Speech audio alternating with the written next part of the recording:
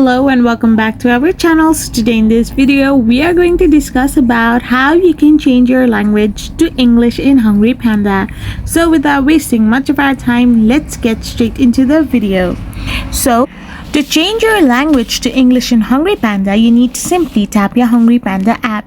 So once you tap it open, you will be redirected to the official webpage of HungryPanda, or if you're through app, you will be redirected to the official homepage of HungryPanda. Once you are here, you need to tap on the profile-like icon on the bottom right-hand side of the corner. So once you tap on it, you can find an option called language. So simply tap on it and then you will get a scroll down bar where you can find English.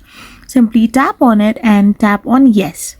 After doing this, all your homepage and everything in your app or website will now change into English language.